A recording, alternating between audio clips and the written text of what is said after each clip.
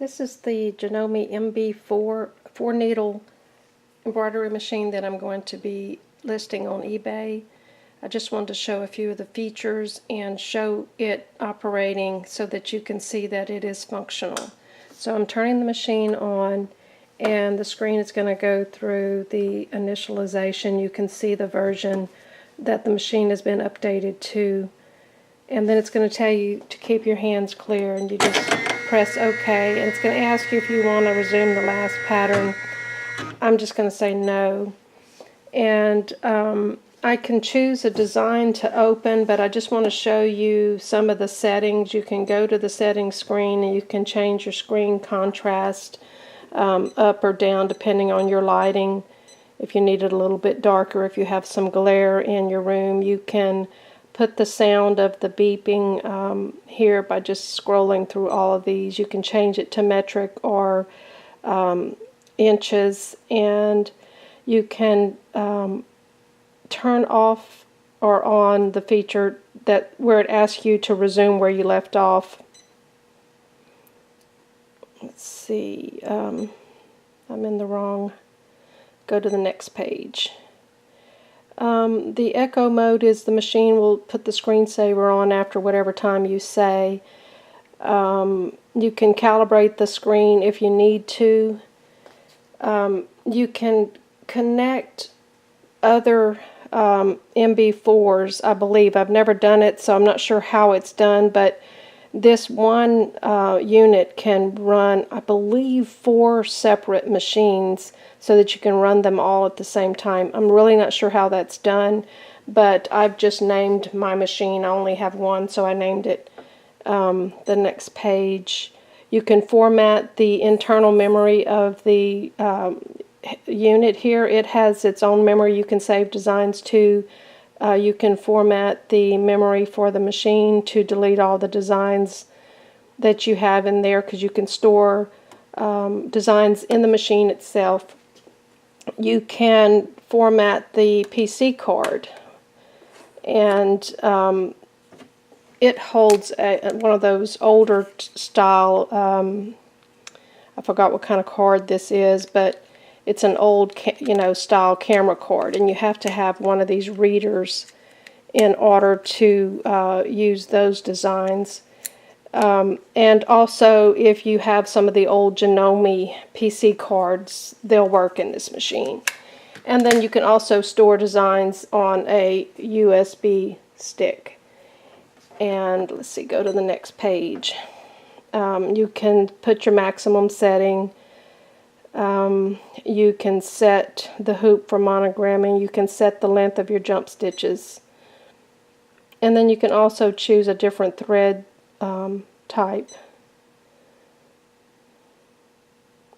I'm not sure what all this is because I haven't used this before. You can put reminders on there. You ignore short stitches. I guess you can turn that on or off. The tail length, you can set that. If your thread breaks while you're stitching, you can set how many stitches it goes back. You can set a locking stitch after every color change, or a locking stitch after thread trimming.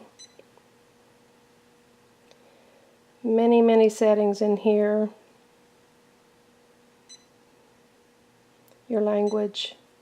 And then we're back to the beginning again. So that's just a lot of the settings that you can see that you can do on this machine.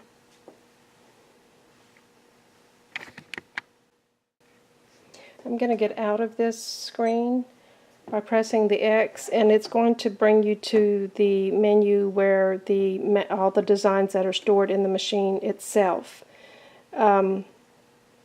This right here would be if you wanted to disconnect this unit here, but I don't want to do that. This would be if you want to go to the grid to do some editing of your design, but I don't have a design loaded. So I'm going to scroll through these pages. Up here it tells you all the designs that will fit into the M2 hoop. Some more that will fit into the M2 hoop. These are the bigger designs which fit into the M1 hoop.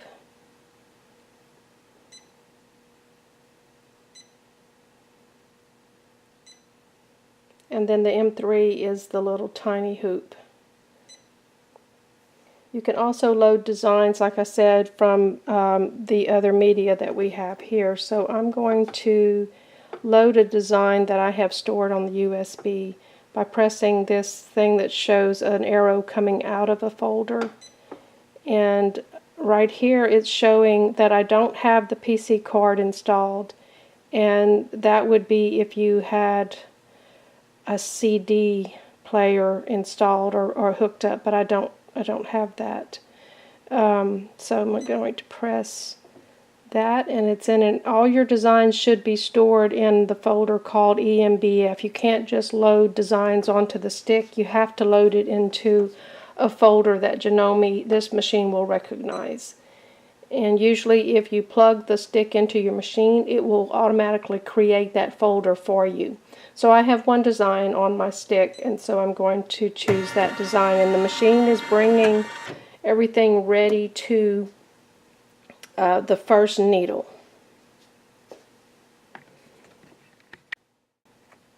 Before I start stitching, I just want to show you a few things that you can change within this screen, and then I'm going to zoom out where you can see the whole machine.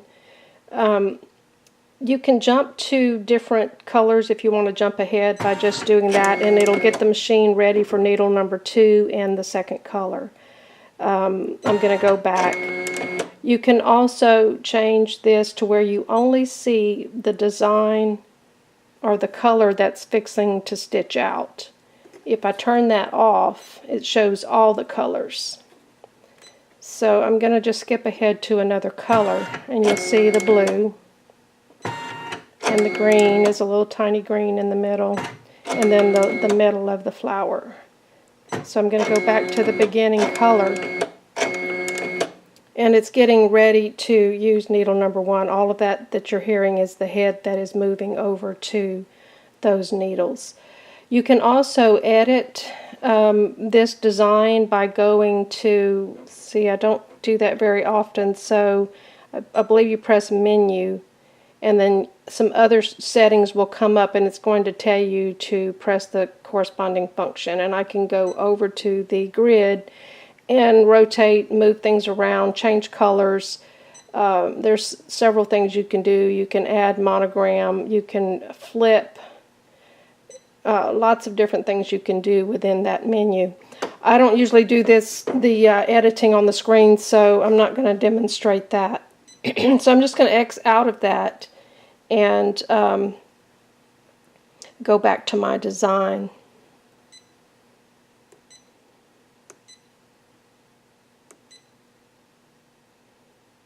And we'll get ready to stitch this in a minute.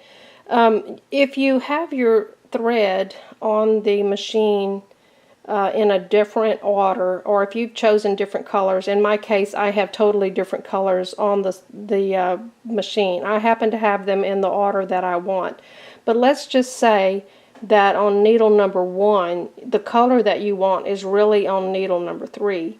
You can go back to this next page and choose this little picture of the needles, and you can say my color, this first color, is actually on needle number 2. So while this one's highlighted, I can choose needle number 2. And over here on the left side, you'll see that the first color is going to stitch from needle number 2, the second color is going to stitch from number 2, and then 3 and 4. I'm going to change that back to 1. The threads are loaded on the machine from right to left. It's opposite of what you think. And also, if you need to add a stop for applique, if I want the machine to completely stop after it stitches needle number 1, I can press the stop button. And that'll give me time to trim some applique or something like that. Also, this design only has 4 colors. If you had more colors than that, after every 4th needle color, you would put a stop. Let me move down. You'd put a stop on needle number 4 so that the machine will stop and let you load the next 4 colors. So usually when you have a design that has more colors than that and you haven't,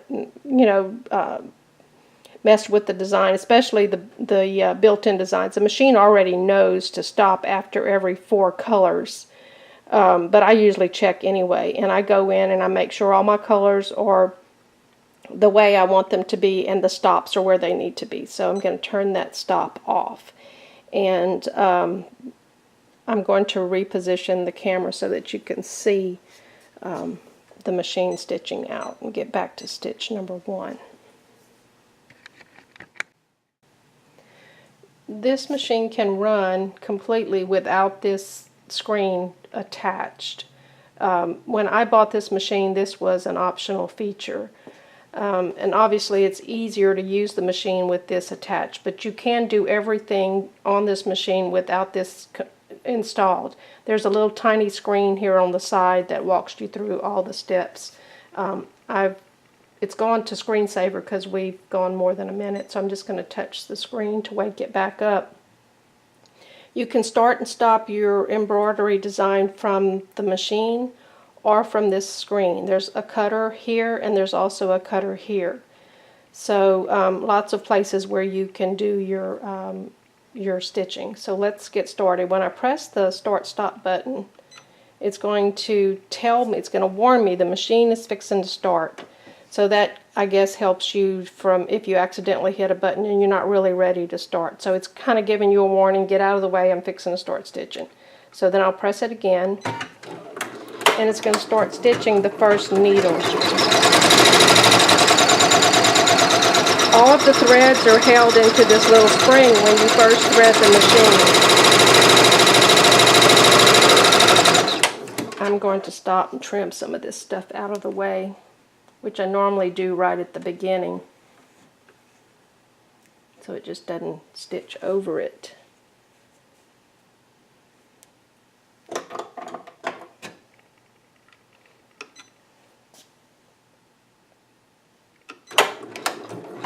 You can also change the speed while it's stitching. It's on the 800 now. I can change it down to 400 while it's stitching. So if you're doing a dense design, you can change the speed while it is stitching.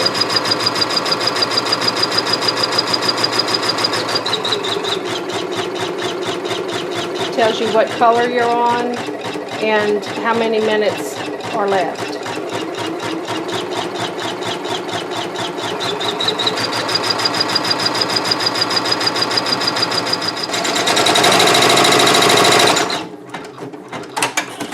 It's cutting the thread for that first color and it's getting the second needle in position. And it's going ahead and stitch it, and I'm going to stop and trim that tail.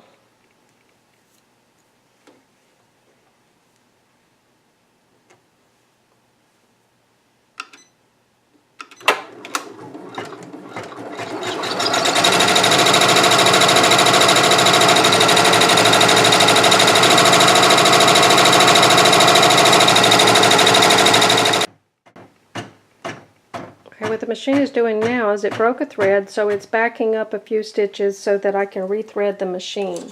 So it's this second needle, so I'm just going to rethread that and get the machine started again.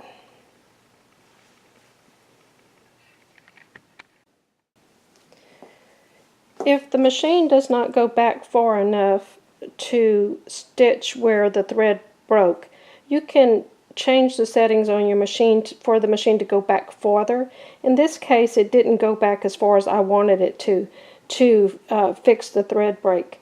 So you can actually use the reverse and forward buttons to quickly go and reverse. You can hold it down and it goes really fast, or you can hold the forward down and get that needle. And I'm looking at needle number 2. And just keep going. And if you want to see where it's going to land, you can actually pull that down and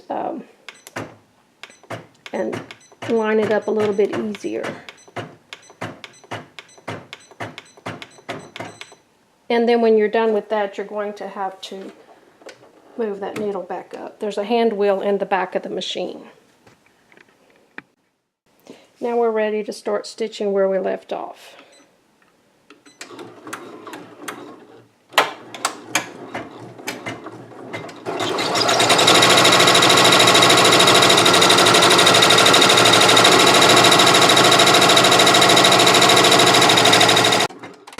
It's cutting the thread, getting it out of the way, and getting ready for needle number 3.